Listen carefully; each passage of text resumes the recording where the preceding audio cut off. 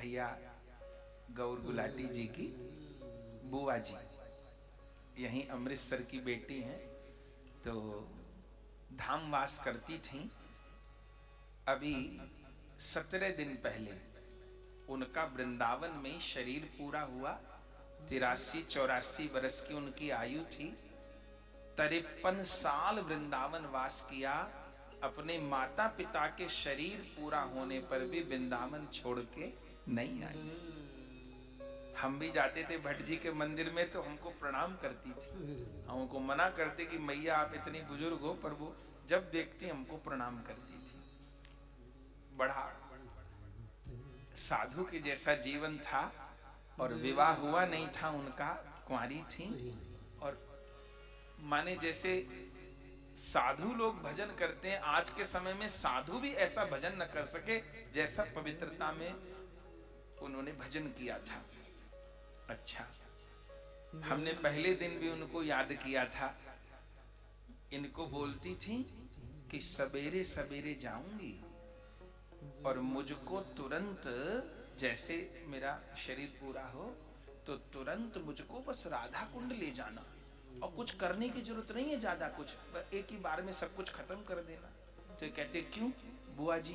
तो क्या कहती कि देर लगाओगे या यहाँ कुछ करोगे तो ठाकुर मदन मोहन जी की सेवा में विलंब हो जाएगा।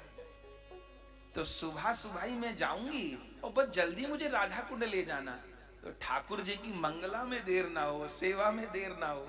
माने वैष्णव के भाव देखिए कि शरीर छोड़ना है और के ठाकुर की सेवा में कोई व्यवधान ना हो।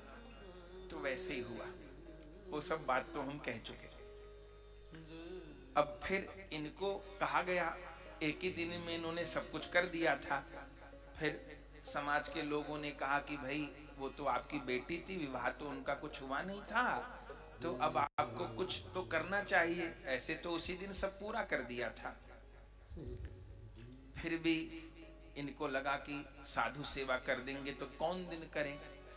तो परिवार में किसी ने कहा कि 17वें दिन, सूतक तो नहीं है, 17वें दिन आप साधु सेवा कर देना और वृंदावन में कीर्तन करा देना। ठीक, कथा का भी इनका मनोरथ था। संयोग देखिए, 17वां दिन आज है,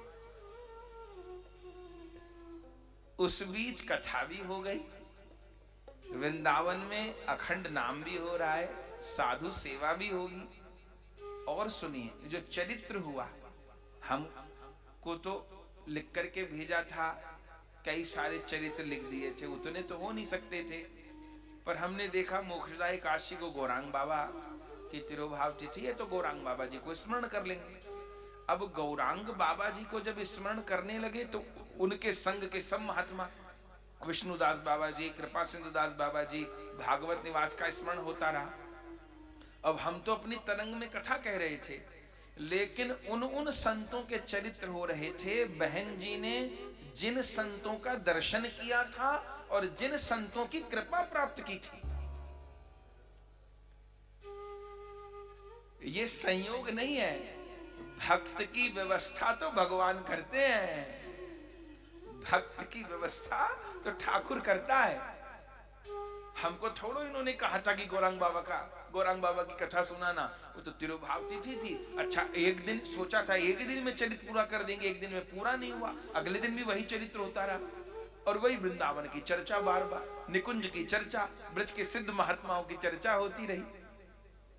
तो आज जब इन्होंने बताया कि आज बुआ जी का 17वां है और ऐसे वहां पर जिसका वृंदावन में सारा जीवन वृंदावन में निकला हो और वहीं शरीर छोड़ा हो, तो उसके उद्धार में तो कोई बाधा नहीं।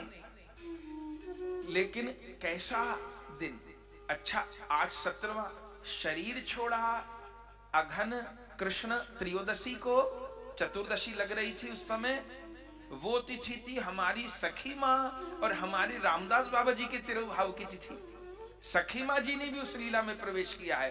त्रयोदशी पूरी हो गई थी, चतुर्दशी लग रही थी, तो उस तिथि में बाबा जी महाराज और सखी माँ की तिरुभाव तिथि में शरीर छोड़ा। और आज उनका जो भंडारा है वृंदावन में, वो कौन दिन हो रहा है?